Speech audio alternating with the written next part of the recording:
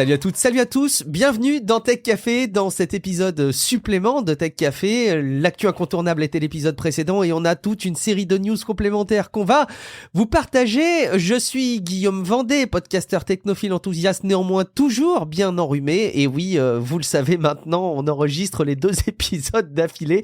Et effectivement, j'ai pas eu le temps de guérir entre-temps, dommage pour moi, mais croyez-moi, je redouble d'efforts pour être à vos côtés. Et puis en plus, j'ai un avantage, c'est que j'ai aussi beaucoup de plaisir à retrouver celui qui a préparé toute cette collection de news, cette sélection qui n'a pas pu être remplacée à ce jour par un algorithme d'intelligence artificielle. On se pose la question sur les chroniques, mais pas encore sur la sélection.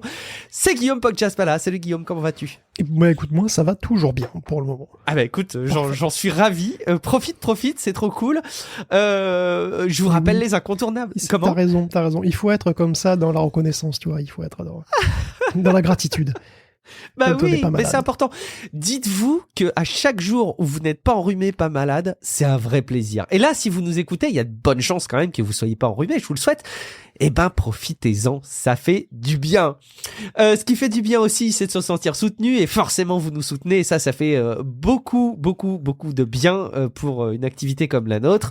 Ça se manifeste de plein de manières différentes que vous connaissez terriblement bien maintenant. C'est les commentaires et les avis sur les plateformes de podcast et les soutiens que vous pouvez faire en vous rendant sur patreon.com/techcafé. Vous découvrez un moyen hyper simple pour quelques euros par mois de rendre vraiment valorisable notre travail et nous rémunérer quelque part pour le temps qu'on passe à vous concocter ce contenu, à vous le préparer, vous le prédigérer pour vos oreilles et vous le rendre le plus agréable possible et surtout vous le rendre utile. C'est aussi un contenu qu'on veut que vous puissiez avoir en tête quand vous échangez au boulot avec les amis ou quand vous voyez des grandes tendances de la tech arriver et vous avez besoin un petit peu de prendre du recul sur tout ça. Et ben j'espère que c'est un petit peu la vocation de Tech Café.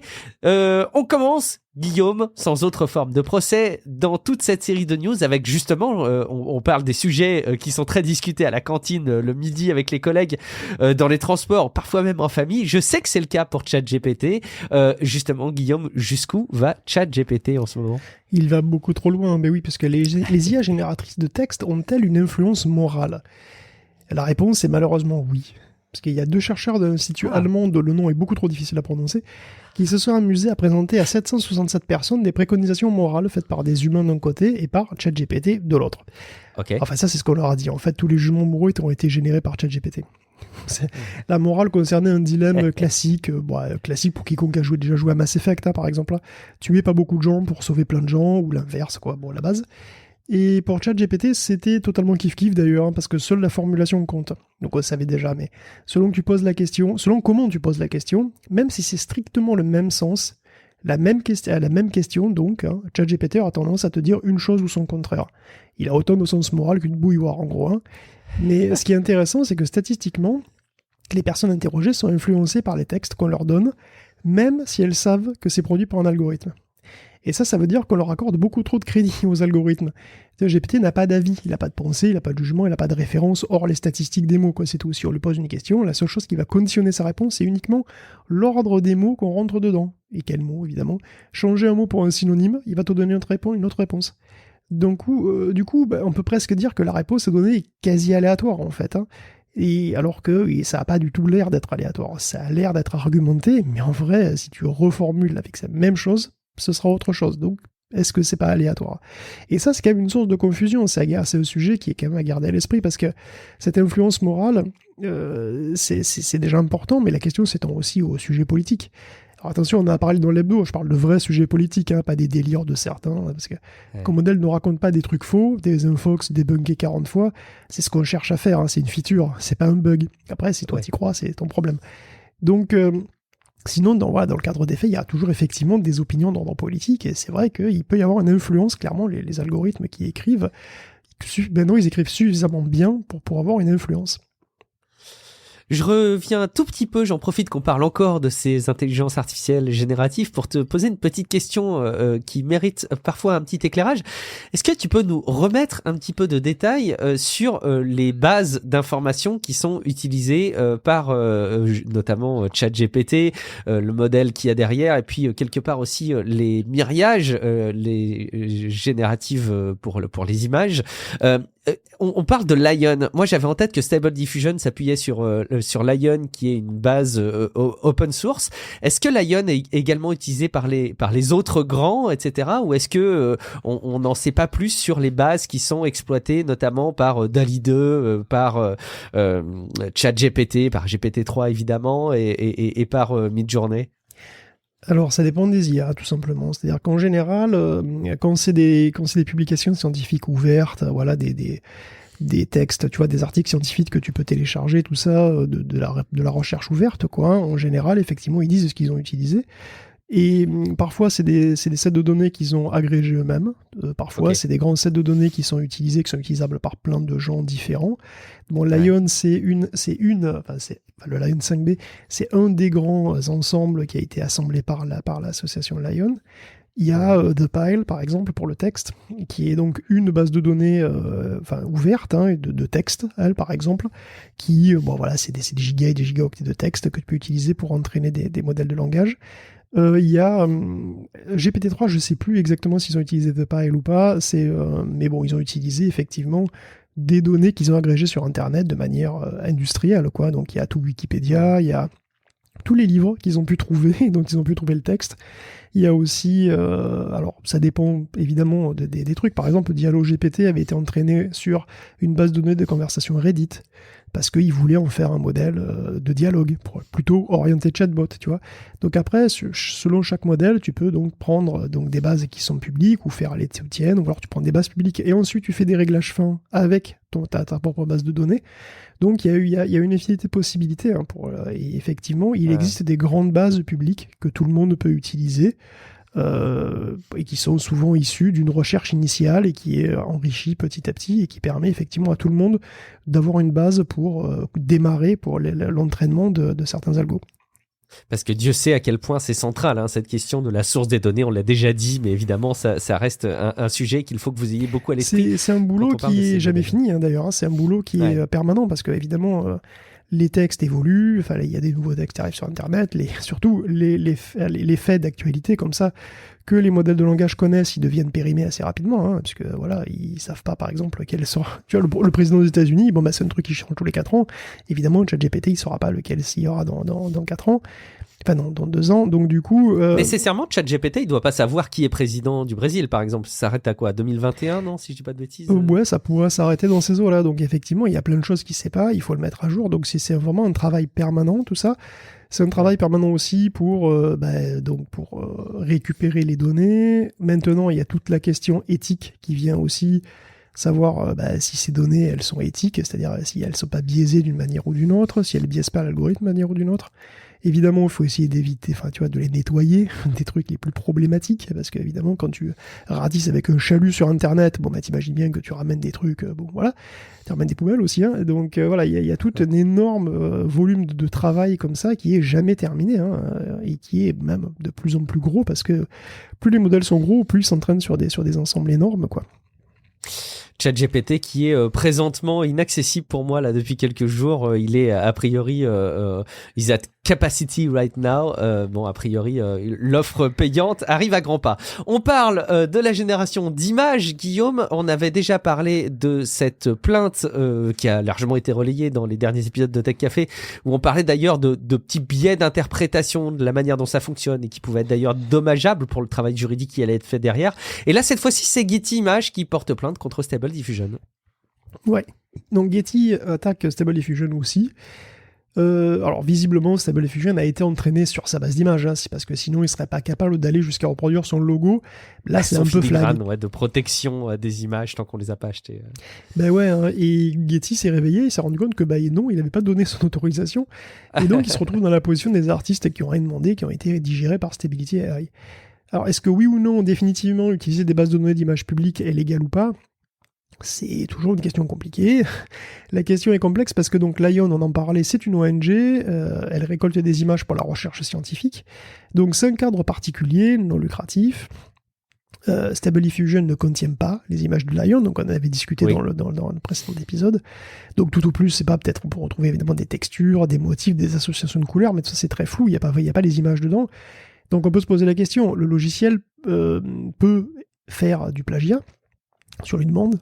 Mais du coup, plagier une photo Getty, ce sera pas vraiment la même photo. Et puis le plagiat, c'est le contenu, tu vois, c'est pas le style. Donc, Stable Diffusion, il est gratuit, open source, donc c'est pas à proprement parler un produit. Donc comment ça marche ? Je sais pas trop. D'autant que les mecs de Lion savent très bien qu'ils récoltent aussi des images copyrightées. Donc ils ont pensé à tout ça. Hein. Donc c'est que probablement ils sont protégés d'une manière ou d'une autre. Ils ont pensé à ces risques-là, je pense. Hein. Donc ils ont des arguments. Tu vois, Getty, ok, c'est valable ou pas sur le plan juridique d'ailleurs. Mais Getty, c'est vrai que c'est mon exemple parce que pour le coup, Getty c'est des photos, donc il n'y a pas de style, c'est juste des photos, tu vois. Bon, bah, ok.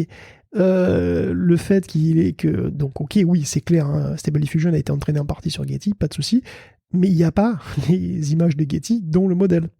Donc quoi en fait, tu vois ? Je veux dire, si tu demandes une photo d'une plage avec un palmier, bah, tu dis une page en photo avec un palmier. Bon, ben voilà, ça va peut-être ressembler à 2000 images qu'il y a déjà sur Getty. Je sais pas à quel point c'est défendable, j'ai aucune idée, c'est vraiment... Voilà. Moi, j'ai tendance quand même à penser que le fait d'aller utiliser ces images pour apprendre un modèle, quand bien même ces images n'existent plus dans le programme final quelque part, hein, et c'est leur essence mathématique qui a été digérée par le programme, ça pose quand même problème. Je veux dire, si Getty estime que on n'a pas le droit d'aller scraper son contenu qui est mis à disposition sur son site publiquement, bah ils sont dans leur bon droit. Je pense qu'effectivement c'est pas parce qu'ils le mettent sur leur site pour afficher ce qui peut être vendu que c'est la question. Et si tu le fais dans un but pour la recherche, est-ce que tu as le droit ou pas ? Ouais. Je sais pas, effectivement. En fait. C'est vrai. Non, mais c'est une très bonne question. Bon, ce qui est sûr, c'est que pour des raisons commerciales, c'est absolument inenvisageable. Pour la recherche, c'est un autre sujet. Écoute, les juristes vont se retrousser les manches et on sera ravis de prendre connaissance de leur retour. Un petit mot autour d'un sujet qui est fort cocasse, Guillaume, et qui met presque des images sur des impressions qu'on pouvait avoir, va savoir.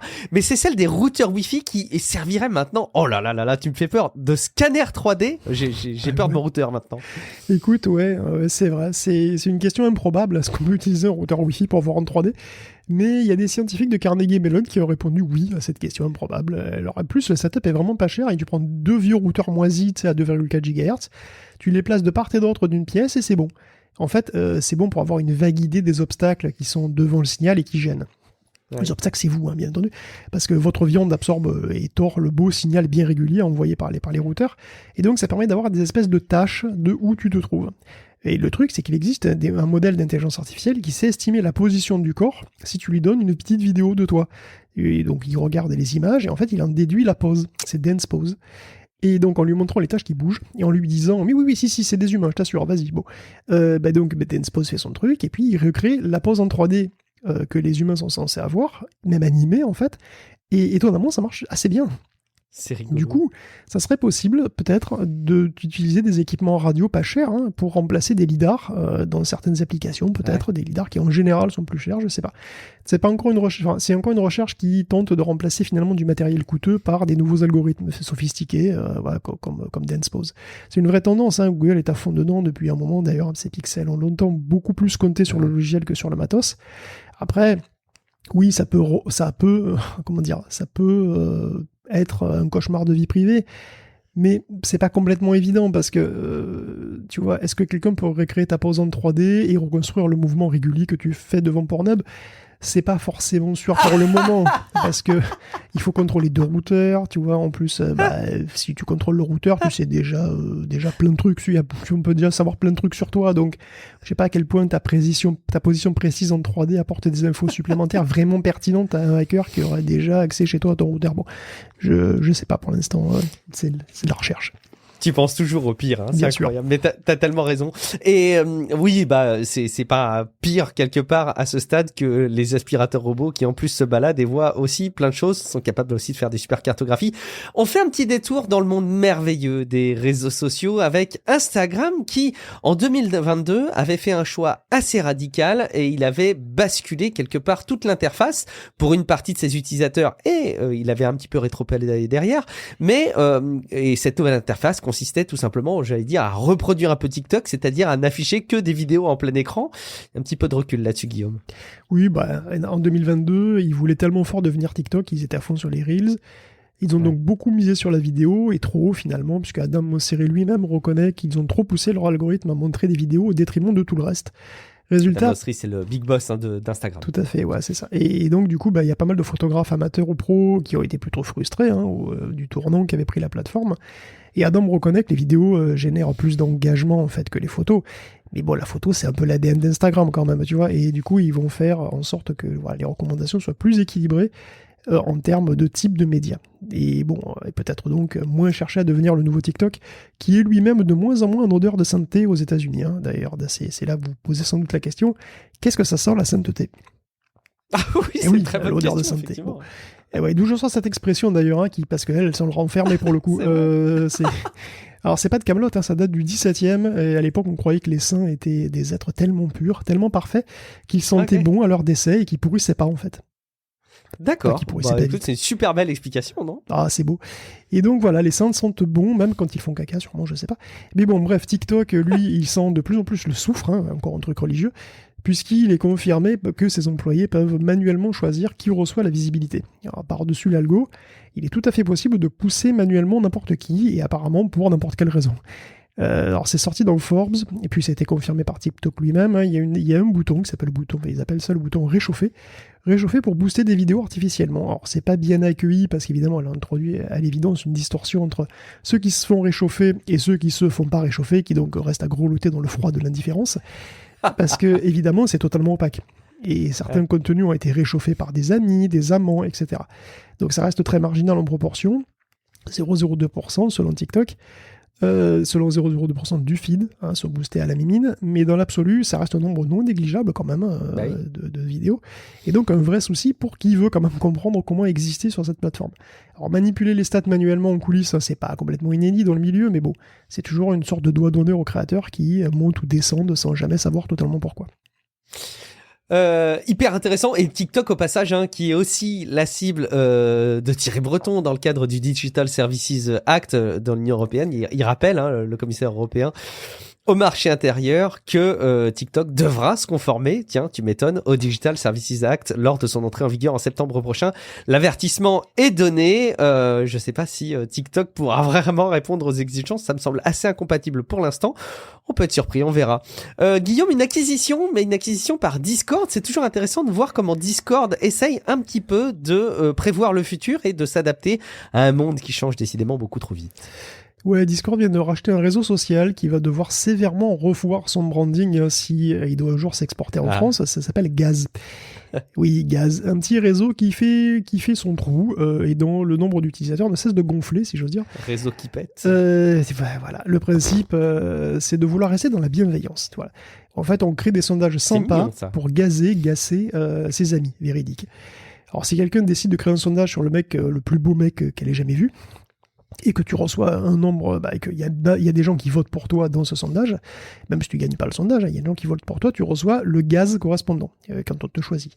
Alors bien sûr, gaz est à prendre au sens anglais de carburant, pas de flatulence, mais bon, imagine ça dans un lycée ici, quoi. Je sais pas trop si se prendre 35 gaz, ça enchanterait beaucoup de monde dans un lycée, bon. Donc une petite appli sympa, avec mon cœur de pierre, de vieille personne aigrie, je peux pas m'empêcher de trouver ça assez naïf quand même, parce que quid des gens inscrits et qui ne reçoivent jamais de gaz. Tu vois, ne jamais être choisi par personne dans une longue série de sondages valorisants, c'est une violence en creux. Et c'est peut-être aussi difficile à supporter qu'un dénigrement direct, finalement, tu vois. Être pointé du doigt par la différence, est-ce que c'est même pas pire, quelque part? Tu vois, être dans la bienveillance pure, c'est illusoire. Dès qu'il y a réseau social, il y a pression sociale. Mais bon, bref, Gaz est désormais 100 millions d'abonnés, enfin 100 millions de lycéens, on va dire 100 millions de lycéens qui l'utilisent quotidiennement. Et donc, il est mûr pour se faire racheter par un plus gros, et le plus gros, là, c'est Discord qui s'y colle. Le montant n'est pas spécifié, et la pérennité du truc, aucune idée. Enfin, pas spécifié non plus. Non, c'est pas spécifié non plus. Mais au moins, c'est moins contraignant que Biril. C'est déjà ça. Effectivement. Je suis toujours un peu surpris d'ailleurs par ces entreprises qui rachètent des mécaniques technologiques qui sont pas ouf, qui sont assez facilement, je pense, reproductibles en détournant un peu le sujet. C'est la méthode Facebook qui, quand il parvient pas à racheter, duplique la plateforme. Parfois, ça peut être aussi pour recueillir les utilisateurs, pour les ramener un petit peu dans ton giron. Là, j'ai pas l'impression que ce soit 1 million d'utilisateurs. Ok, c'est bien, mais à l'échelle de Discord, bon. peut-être pas mieux faire. On verra, on suivra ça ensemble. Autre sujet sous un angle follow-up de suivi d'actualité. On avait parlé d'un changement constitutionnel aux États-Unis autour de l'avortement qui avait emmené plein de conséquences, notamment pour les applications qui servaient à suivre les périodes de règles. Et il y avait évidemment un gros sujet autour de la confidentialité des données. On a du nouveau un petit peu là-dessus, Guillaume. Ouais, il y a un mal pour un bien. Tu sais, le mal pour un bien, c'est ce qu'on dit quand on arrive à trouver 1% de positif dans une situation qui est pourrie à 99% en général. Ouais. Ben là, c'est ça. Après l'annulation de Roe versus Wade et le danger qu'encourent les femmes qui veulent se faire avorter dans certains États, celui de Washington veut faire passer une loi protégeant les données de santé. Donc un truc qui aurait dû être à la base, depuis des années, mais bon, peut-être que la décision de la Cour suprême va finir par pousser les choses dans le bon sens. Donc voilà, mal pour un bien.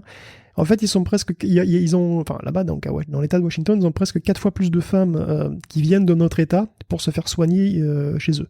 Donc, en gros, ils veulent les protéger. Alors, c'est l'État de Washington, donc c'est pas Washington, c'est l'État de Seattle, l'État de Microsoft, c'est l'État démocrate, avec la frontière canadienne, qui présente une loi qui interdirait non seulement aux applications de suivi de règles, mais finalement à toutes les apps et à Google lui-même, de vendre les données de santé, et ils interdiraient aussi le géofencing près des cliniques. Le géofencing, c'est un véritable chalut. On peut capter tous ceux qui sont dans un périmètre autour d'un lieu donné, et du coup envoyer des pubs en rapport. Et évidemment, ça peut être une clinique qui pratique les avortements, donc c'est des données qui pourraient être dangereuses et qui pourraient être vendues à qui les achète, et du coup, c'est pas possible. Il y a même, évidemment, il y a d'autres possibilités, comme par exemple dénoter un début de grossesse si vous êtes dans un endroit comme ça, etc. Donc évidemment, c'est devenu dangereux, et donc du coup, c'est devenu un problème pressant. Et finalement, le but, c'est un peu d'avoir un RGPD local, quoi. C'est requérir le consentement explicite et une manière simple et claire d'interdire le suivi, si on veut, et à n'importe quel moment. Aspect youpi, tant mieux. On souligne quand même l'aspect positif, même si c'est effectivement dans un ensemble négatif, comme tu le disais. Un petit mot côté Netflix, c'est le papa de Netflix qui s'en va. Alors, il n'est pas vraiment mis à la porte, c'était un petit peu prévisible, mais quand même, Guillaume. Reed Hastings va quitter le poste de CEO de Netflix après 25 ans de bons et loyaux services. Waouh, Netflix à 25 ans, rien que ça. Écoute, là, il va grenouiller, il va grenouiller comme président du conseil d'administration. Et donc Reed, il a tout vu, de l'époque de l'envoi de DVD par la poste au number one incontesté du streaming payant, jusqu'à la généralisation finalement de sa formule qui a abouti au paysage très concurrentiel qu'on voit aujourd'hui. Et je me rends compte là que je suis définitivement une vieille personne parce que oui, moi-même, j'ai reçu des Blu-ray de Netflix par la poste. C'est pas vrai, à une époque. C'est fou ça. Et incroyable. Si, on les lisait sur ma PlayStation 3 flambant neuve, sur ma télé plasma. Ça y est, j'ai mal à mes os quand je disais ça, tu vois. J'ai dit télé plasma, j'ai mal à mes os. Alors les choses ont un petit peu changé depuis, mais Reed est resté à la barre. Au niveau de ta télé. Pour tout, pour ma télé, pour la PlayStation, pour tout. Et oui, donc Reed, il a tout vu et il a formé aussi 2 petits poulains, Ted Sarandos, il a 58 ans le poulain, et Greg Peters, qui est peut-être un petit peu plus poulain celui-là, il les a formés, c'est ses 2 bras droits, donc probablement son bras gauche et son bras droit, et ils vont prendre le relais dans une situation qui finalement est pas si catastrophique que ça, parce que c'est vrai que Netflix perdait des abonnés l'an dernier, mais là il en regagne. Ouais. Voilà, en ce début 2023, il a gagné 7,66 millions d'abonnés. Peut-être par anticipation, finalement, à la fin du partage de compte qui a été largement toléré, mais qui va finir d'ici la fin du trimestre. Donc ils ont lancé une formule de partage payant pour réduire l'impact de tout ça, une formule sponsorisée aussi par la pub. Ça démarre doucement, mais ils comptent dessus pour 10% de leurs revenus dans l'avenir. Puis bon, il faut dire que maintenant que Salto, qui était leur principal concurrent, est hors jeu, ils ont un boulevard. Effectivement, ça leur faisait un petit peu d'ombre, mais maintenant ils sont tranquilles. C'est cool de voir ça. Quelque part, j'aime bien quand même le fait que Netflix, je sais pas pourquoi j'y vois une satisfaction dans le fait que Netflix ne soit pas non plus en déperdition et aille pas si mal. Parce que tu les aimes bien. Oui, puis le tout doux, tout ça, il y a de l'affectif. Oui, c'est vrai. Mais c'est marrant, mais c'est peut-être, je sais pas s'il y a beaucoup de boîtes avec des marques comme ça un peu modernes, un peu inscrites dans notre quotidien, qui recueillent autant d'esprit positif. On sort de la tech, mais je sais pas, il y a quelque chose de très positif. Il y a pas, je trouve que c'est pas malsain. Le deal de départ, il est assez clair dans le fait qu'on te fait payer, t'accèdes à du contenu qui est produit. Si, on pourrait mettre en avant parfois du contenu clairement sulfureux qui est largement mis en avant par Netflix, mais d'autres dénoncent ça bien mieux que nous, Guillaume. De moins en moins de nouveaux podcasts. Est-ce que finalement, nous aussi, on va avoir tout un boulevard parce que nos concurrents seront de moins en moins nombreux? En fait, la question qui se pose, c'est le podcast est-il devenu mature, tu vois? Non. Bah, je sais pas. Mature, ça peut avoir plusieurs sens, plus ou moins flatteur. Tu regardes sur Pornhub, si tu cherches mature, plus ou moins flatteur. Décidément. Enfin bref, il semble qu'il soit de plus en plus difficile de lancer un nouveau podcast. Si on en croit les chiffres de Listen Notes, le nombre de nouveaux podcasts lancés en 2022 est de 219 718 contre 337 063 précisément en 2019. Et c'est bien les nouveaux podcasts. Le nombre d'épisodes a baissé aussi à 21 millions contre une trentaine de millions en 2019. Donc c'est vertigineux. Moi je pensais pas qu'il y en avait autant, honnêtement. On est au niveau mondial, donc forcément c'est des plus gros chiffres, mais 20 millions d'épisodes, c'est dingue. Alors évidemment, les US se taillent la part du lion là-dedans, puisqu'ils produisent 66% de tous les podcasts du monde. Le deuxième, c'est le Brésil, avec seulement 6,7%. Et après, c'est beaucoup plus, c'est vraiment impressionnant la taille des États-Unis par rapport au reste. La France est à presque 2%, juste derrière l'Allemagne, donc 2% des podcasts mondiaux. Évidemment, la langue majoritaire est très largement l'anglais. Les podcasts tech ne représentent d'ailleurs que 2,5% des sujets. Ils sont pas loin de la science, à 2,1%. La majorité tombant dans la case société et culture. Bon. Nous aussi, on fait de la culture, merde. Mais évidemment. Non, mais le nombre et de la société. Évidemment, non mais... donc le nombre d'adultes qui écoutent des podcasts baisse aux États-Unis, d'ailleurs, de 41 à 38% entre 2019 et 2021. Et le nombre de podcasts qui meurent est aussi très élevé. C'est la jungle, là, c'est vraiment l'eau de la jungle. Il y avait plus de 100 000 podcasts décédés en 2020 et presque autant en 2021. Il y en a seulement 40 000 en 2022, donc parce qu'il y en a moins qui sortent, il y en a aussi moins qui meurent. Et donc on y apprend aussi, dans tous ces chiffres-là qui sont assez intéressants, enfin en tout cas si vous suivez le truc du podcast, on y apprend qu'Anchor est la plateforme de RSS très largement majoritaire, avec plus de 56% de part de marché. Et la seconde, c'est Buzzsprout. Et oui, c'est pas ma faute, c'est vraiment ça. Effectivement. Qui n'a que 5,6%, et SoundCloud qui est à 4,2, 4,3. Bref, c'était aux États-Unis, avoir une visibilité pour un nouveau show, bah oui, évidemment, avec ces chiffres, tu imagines que ça doit être très chaud, de lancer un show, et quasi impossible si tu fais pas partie d'une boîte d'édition avec un nom déjà connu, quoi. C'est carrément...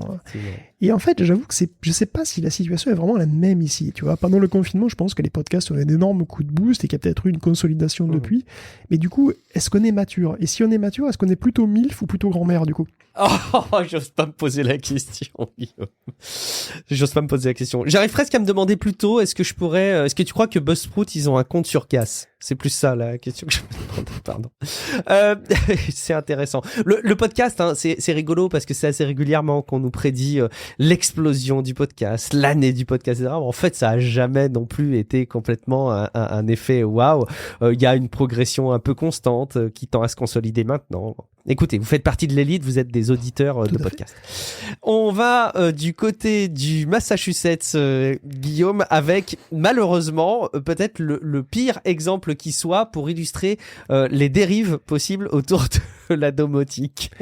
Et oui, un lycée du Massachusetts vit depuis plus d'un an le cauchemar de toute l'équipe de TC Domotique réunie, je pense, parce qu'il ne peut plus éteindre ses lumières. Vrai, depuis un an, il ne peut plus éteindre ses lumières, sauf à dévisser les ampoules, évidemment.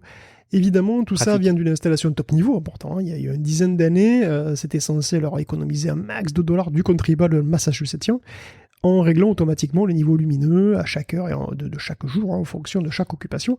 Sauf qu'à un moment, le truc a planté, et que manifestement, il n'y a plus d'interrupteurs dans ce lycée. Et je sais pas, c'est trop has-been, les interrupteurs. Et donc, ça reste allumé. Alors, bien sûr, ils ont cherché à faire réparer le truc. Et là, c'est Charib, c'est Skilla, c'est tous ses amis.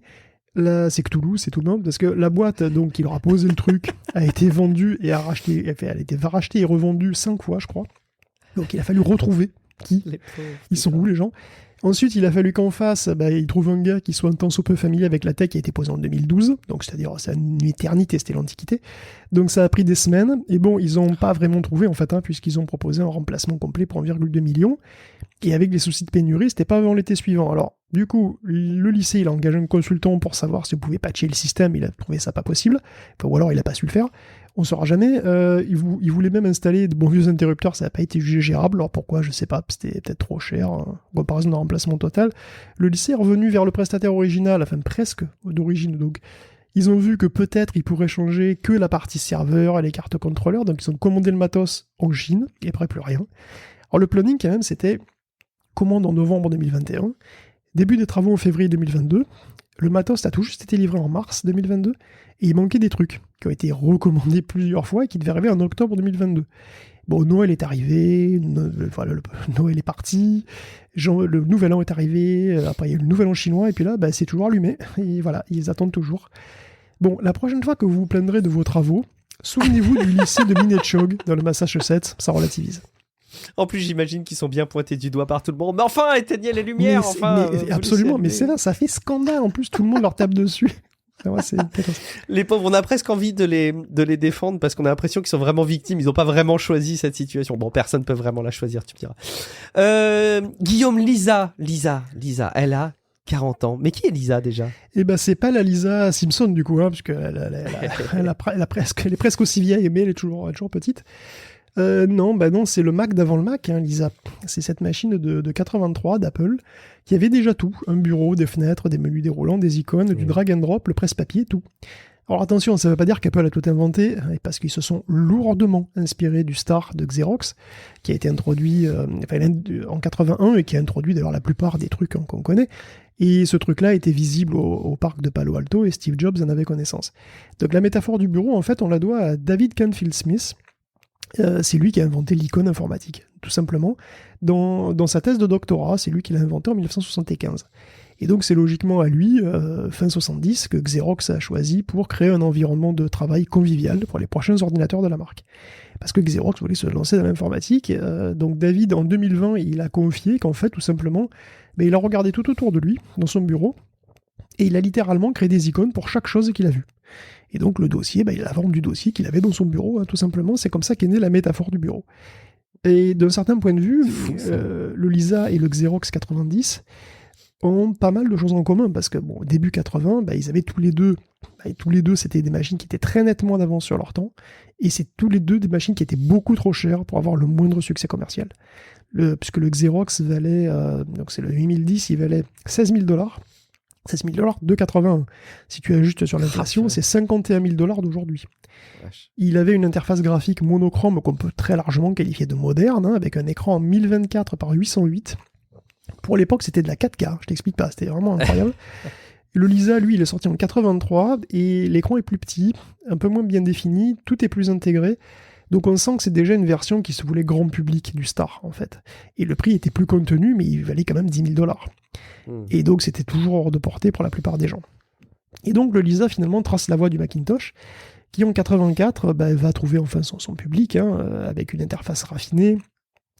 Le hardware est un peu plus modeste, donc il y a l'écran, et puis il a que 128 kilooctets de mémoire contre 1 méga pour le Lisa, il a qu'un seul lecteur de disquette, et puis tout ça, toutes les économies lui permettent d'avoir un prix de $2500, et là ça match. Voilà, ça le rend accessible, et puis le reste, voilà, c'est l'histoire.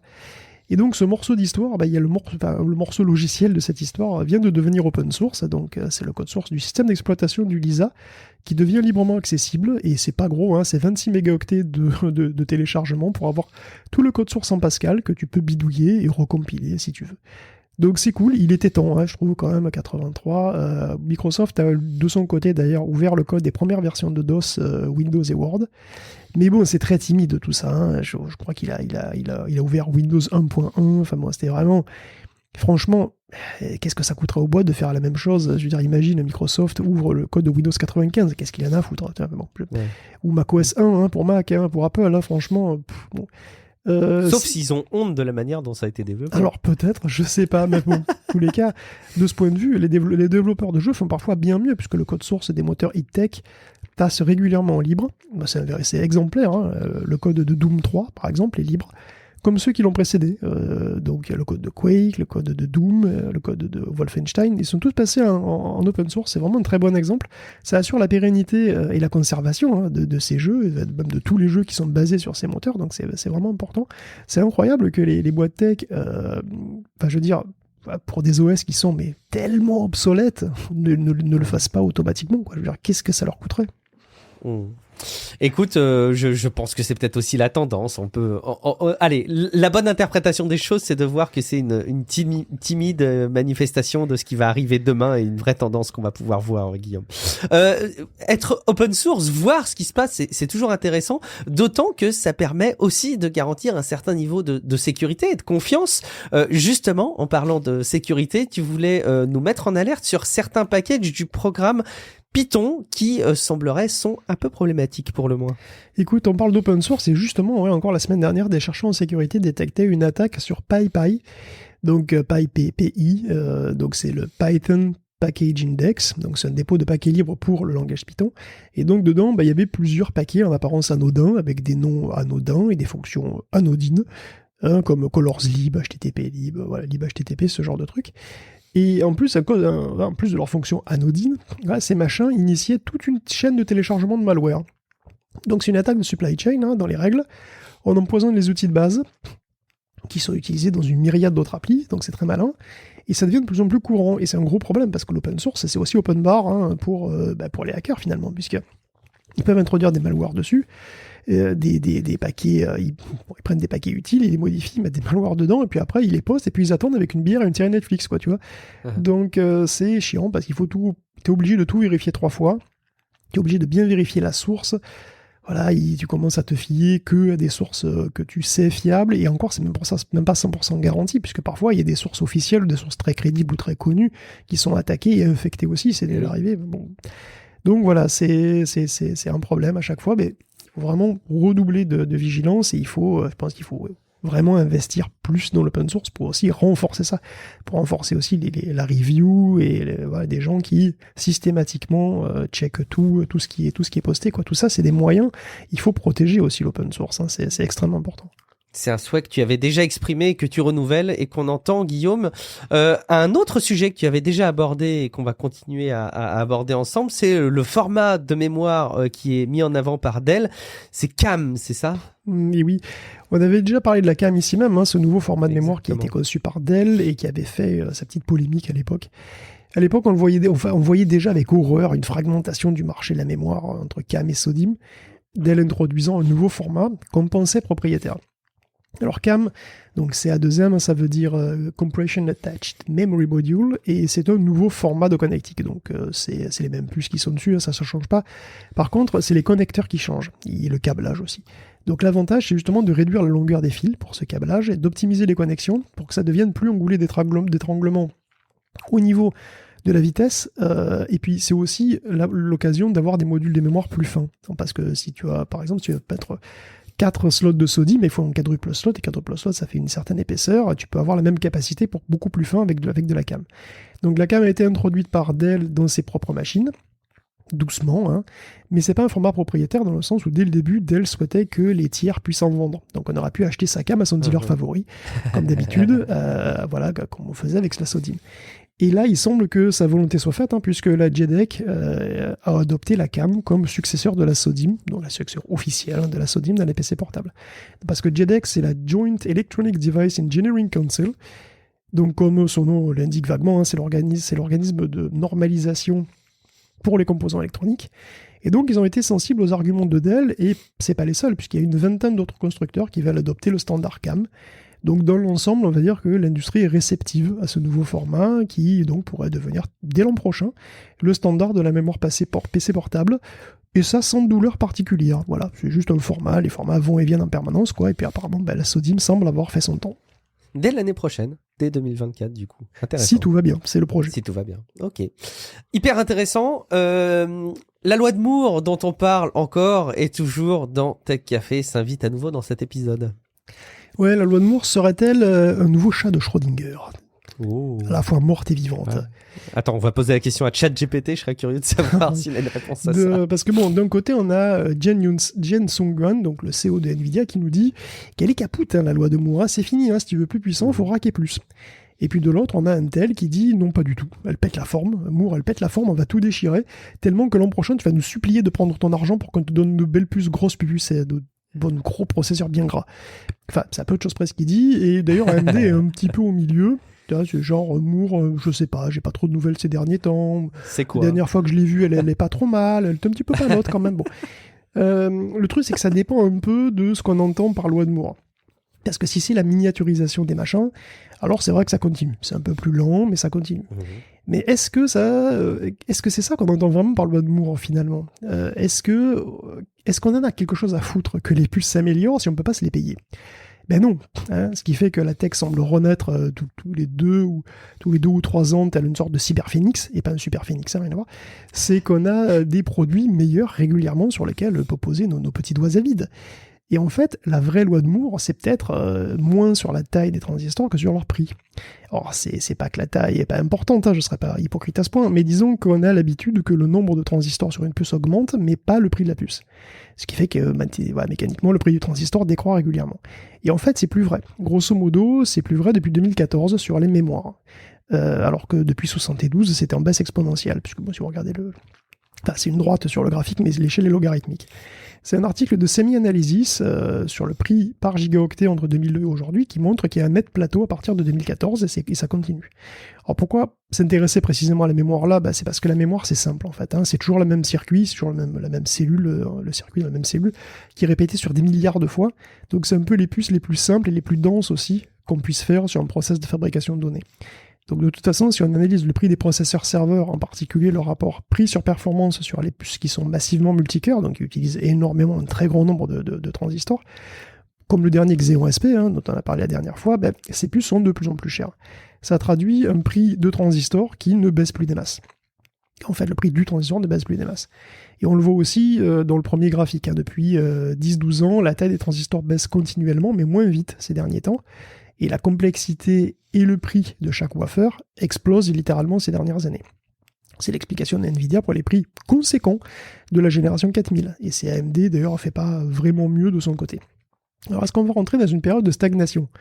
Tu vois, sur la puissance de calcul, sur la mémoire, etc. Alors, c'est-à-dire, il pourrait exister mieux, mais ça sera trop cher pour la majorité des gens. On ne pourra pas se le payer. Et donc, nous, on va rester avec des trucs qui vont, de fait, stagner. Comment cela va modifier le paysage de la tech ? Tu vois, comment contourner ce souci ? Donc on avait parlé par exemple des accélérateurs spécialisés la dernière fois, dont le Xeon SP, mais partout aussi, qui sont une voie, dont on reparlera probablement. Donc c'est intéressant de voir aussi combien de temps ça va durer. Est-ce qu'il va y avoir vraiment une stagnation, en tout cas pour le grand public, ou au niveau des prix ? Est-ce que les prix vont vraiment augmenter beaucoup ? Est-ce qu'il y aura une relève technologique ? Tu vois, parce que c'est un challenge finalement, donc ça va probablement aussi, il va probablement y avoir aussi beaucoup de recherches. Donc il va y avoir de la nouveauté, on va pas s'ennuyer finalement, donc c'est qu'une semi-mauvaise nouvelle. Ok, c'est intéressant parce que j'ai l'impression qu'à chaque fois qu'on parle de la loi de Moore, j'ai l'impression qu'il faut la voir sous un angle différent. Moi, je le voyais sous l'angle de la puissance. Maintenant, il faut le voir aussi sous la vision du prix. C'est intéressant parce que il y a pas une définition, je trouve, très simple dans le temps, et il faut savoir aussi prendre du recul avec chacune de ces situations, comme tu viens si bien de le faire, Guillaume. On parle de la loi de Moore, des composants, des processeurs, et justement, tu as entreaperçu avec ton radar un nouveau processeur russe et qui vient d'on sait tout, Guillaume, c'est ça ? On a vu quand même passer un processeur mystérieux. C'est fou ça. Un nouveau processeur russe, le Baikal BES1000. Et c'est une puce à 48 cœurs, avec énormément de possibilités d'entrée-sortie, ce qui le destine plutôt à un serveur de stockage, probablement. Parce que les cœurs, c'est des petits cœurs, c'est des Cortex A75 de chez ARM, donc c'est des puces mobiles qui sont pas de toute première jeunesse, donc il n'y a pas de quoi faire un super ordinateur avec ça, même avec 48 cœurs. Et bon, ça a été repéré sur cnet.ru. On a vu cette machine et on peut quand même se demander d'où elle peut sortir. Parce que, tu vois, sanctions internationales, tout ça quand même. Donc, la puce est custom en plus. 48 cœurs à 75, c'est pas tous les jours qu'on demande ce genre de truc. La carte mère est clairement custom aussi. Donc, qui a fabriqué ces trucs ? Et pour Baikal ? Parce que la Russie ne peut pas elle n'a pas de process assez évolué pour ce genre de matériel. Il semble que ce soit du TSMC à 16 nanomètres. Mais comment est-ce possible ? Parce que même le 16 nanomètres qui est pas tout jeune, il est interdit à l'export vers la Russie depuis l'invasion de l'Ukraine. Donc TSMC ne peut pas avoir vendu ça directement aux Russes, c'est improbable. Alors comment ? Par des voies détournées, des voies occultes, opaques, mais qu'on peut plus ou moins soupçonner. Ça peut passer par la Turquie. Par exemple, parce qu'il faut voir que Reuters, dans un article de décembre dernier, détaillait comment, par exemple, Azu International, qui est une boîte turque, avait importé 20 millions de dollars de composants américains qui se sont in fine retrouvés en Russie. Alors évidemment, les Russes, ils ont dû les payer assez cher, ces composants, c'est pas le prix Amazon, à mon avis, mais ils les ont eus. Donc la Turquie n'est pas dans l'UE, après tout, et donc il y aurait aussi des exemples de boîtes à Hong Kong qui feraient ça. Et bon, manifestement, ce qu'on vient de voir, ce business existe toujours et se porte bien. En décembre déjà, Reuters a calculé qu'il y aurait eu pour 475 millions de dollars de produits Intel exportés en Russie entre avril et octobre 2022. Et c'est la partie émergée de l'iceberg, hein, parce qu'on ne sait pas tout, évidemment. Et bon, alors, évidemment, hein, c'est pas comme s'il n'y avait jamais eu d'export illégal de marchandises occidentales derrière le rideau de fer. Je veux dire, c'est le genre de truc, tu vois, bon, c'est historiquement, mais bon, on reprend les bonnes vieilles habitudes, quoi, tu vois. Alors évidemment, quand Intel est mis au courant, il fait une enquête, il blacklist l'entreprise, et puis basta. Mais bon, je suppose que dans les jours d'après, la semaine qui suit, il y en a une autre qui prend le relais. Donc en gros, c'est un tap-top, et oui, il y a toujours un flot de composants qui arrivent en Russie. Bon, la situation est évidemment sans doute pas limpide, mais elle n'est pas non plus inexistante. En matière d'importation de ces composants, c'est intéressant à suivre. On a les AirTags, Guillaume, les AirTags dans l'écosystème Apple qui permettent de géolocaliser à peu près tout et n'importe quoi, à quoi on peut attacher un AirTag. Il manquerait finalement un équivalent qui puisse s'appuyer sur l'écosystème des smartphones Android, parce que Dieu sait qu'il y en a, Guillaume. Est-ce qu'on pourrait pas voir ça demain arriver ? Mais oui, il les veut, ces AirTags Google pour Android, évidemment, c'est ça. Alors, ça s'appelle le projet Gros Goût. Gros Goût, c'est trop mignon. Mais bon, vraiment, le principe, c'est le même que les AirTags. Hein. On a des mouchards, enfin, des tags, donc comme les AirTags, qui se manifestent en Bluetooth et qui, s'ils sont paumés, peuvent crier au secours à un téléphone Android pas loin, qui va l'entendre et informer le grand tout, hein, que tel tag est dans tel coin. Et donc voilà, venez le chercher, s'il vous plaît. Donc Google a préparé le terrain depuis décembre, puisque le Find My Device a été mis à jour pour prendre en charge non seulement votre appareil, mais aussi prendre en compte les appels de tout tracker apportés. Donc tout est anonymisé, mais du jour au lendemain, il y a 3 milliards de smartphones Android qui sont devenus 3 milliards de nœuds d'un réseau de localisation, comme les iPhones. Peut-être même avec une granularité encore plus fine, en particulier en France, hein, puisqu'en France, Android, c'est 70% du marché. Puis il y a plein de pays où Apple est quand même vraiment pas présent du tout, donc ça va ouvrir la solution. Complètement, donc c'est les AirTags, mais encore en puissance 2, quoi. Donc, est-ce qu'il y aura les mêmes problèmes avec les AirTags ? Est-ce qu'on pourra s'en servir pour suivre les gens leur reçu ? Bien sûr que oui. Évidemment. Évidemment, ce sera exactement pareil. Mais voilà, bon, donc ça sera pareil, mais en pire. Bon, de toute façon, Apple le fait, donc voilà, tout le monde le fait. Il a un peu viabilisé le truc maintenant. Écoute, ils auront plus la question éthique à se poser côté Google. Dernière chose, Guillaume, et on aime ce genre de sujet, c'est les prédictions et la boule de cristal de Bloomberg, autour notamment du casque en réalité augmentée d'Apple. Et oui, finissons cet épisode avec non pas vraiment des news, mais des rumeurs, hein, plutôt Apple, des rumeurs sur le casque Reality Pro.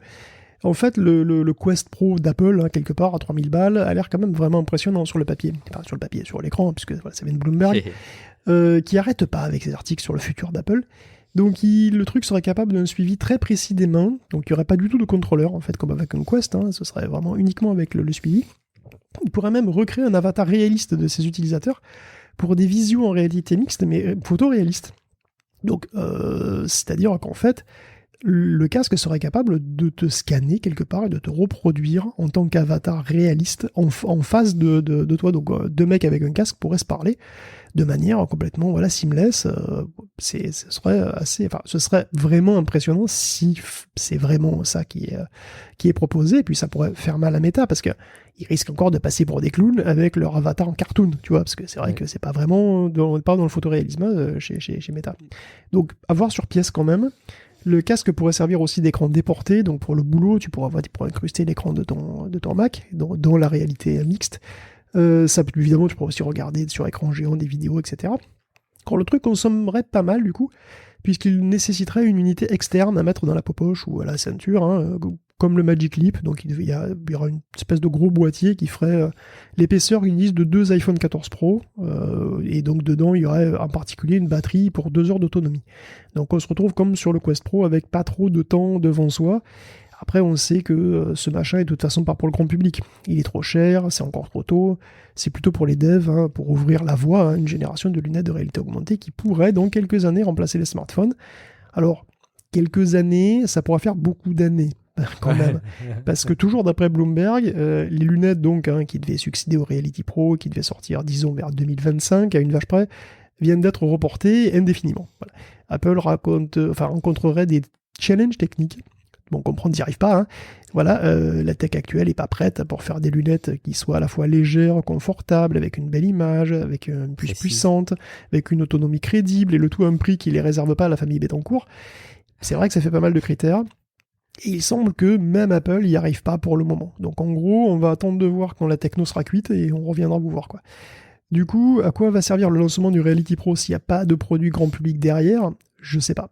Est-ce qu'ils vont se rabattre sur la production de concurrents du Quest Pro ou du Quest tout court? Va savoir, je sais pas, tout ça est compliqué. C'est pour ça qu'ils vont se rabattre sur un truc qui est beaucoup moins compliqué, une autre rumeur Apple, mais qui est beaucoup plus crédible, et voilà, c'est qu'ils vont faire un truc plus simple, ils vont faire un smart display, voilà, tout simplement. Dans la veine d'un Echo Show, ils prévoiraient de faire un smart display qui est donc, voilà, un Echo Show ou un Nest Hub, donc une sorte d'iPad un peu éviscéré et orienté pour la domotique, moins cher, histoire de pousser encore plus de monde sur FaceTime. Donc voilà, en somme, Bloomberg nous dit que oui, il va sortir un appareil super impressionnant, que non, on ne pourra pas se l'offrir, que la révolution de tech qu'on nous promet depuis 5 ans, globalement, va pas arriver de sitôt, et que le futur proche sera finalement super banal. Bon, ben merci, super. Merci pour la boule de cristal. J'ai une maxime qui me vient en tête sur ce genre de sujet. Quand un produit n'est pas sorti, il n'est pas sorti. Je pense qu'on peut garder ça en tête et que ça s'applique plutôt bien à tous ces sujets. Merci beaucoup Guillaume pour toute la veille de cet épisode supplément de Tech Café. J'espère que ça vous aura intéressé et quelque part diverti. Je sais que vous êtes nombreux à nous écouter alors que vous êtes en train de vous coucher. Donc peut-être qu'au moment où vous entendez ces quelques mots, vous ne vous en rendez pas compte et que vous êtes endormi. On vous souhaite auquel cas une très bonne nuit. Si vous appréciez Tech Café, on compte sur vous pour le faire savoir à votre entourage, à vos collègues, à vos amis, à votre famille et à le faire savoir aussi sur les apps de podcast comme Apple Podcast ou Podcast Addict. Venez échanger avec nous sur Discord et puis vous pouvez également déposer des commentaires sur techcafé.fr qui permettent de nourrir les interactions. Et si évidemment vous trouvez que Tech Café a un vrai rôle dans votre quotidien, rendez-vous sur patreon.com/techcafé pour devenir plus que de simples auditeurs, mais des auditeurs engagés qui soutiennent leur podcast. Vous savez à quel point c'est précieux parce qu'il y a toujours des personnes qui souhaitent arrêter ce soutien. Il est sans engagement, donc évidemment les personnes sont libres de partir à tout moment, donc on a toujours besoin de personnes qui sont là pour remplacer ceux qui souhaitent passer à autre chose. Guillaume, est-ce que tu peux nous rappeler, écoute, très simplement, où est-ce qu'on peut te retrouver ? Moi, je vais peut-être essayer de chercher un compilateur Pascal capable de compiler LisaOS. Oh, c'est intéressant. Parce que ça ne doit pas être si simple que ça, en fait. Non, j'imagine un joli challenge. Est-ce que tu as le temps ? Tu nous diras. Et si tu avances sur le sujet, je suis sûr que tu nous tiendras au courant. Merci beaucoup, Guillaume. Je suis Guillaume Vendée. Vous me retrouverez normalement en bonne santé la semaine prochaine pour un épisode classique de Tech Café. Et en attendant, vous pouvez même échanger avec moi sur les réseaux sociaux ou sur le serveur Discord de Tech Café. Je vous dis à très bientôt dans un nouvel épisode de Tech Café. Ciao à toutes et à tous. Ciao à tous.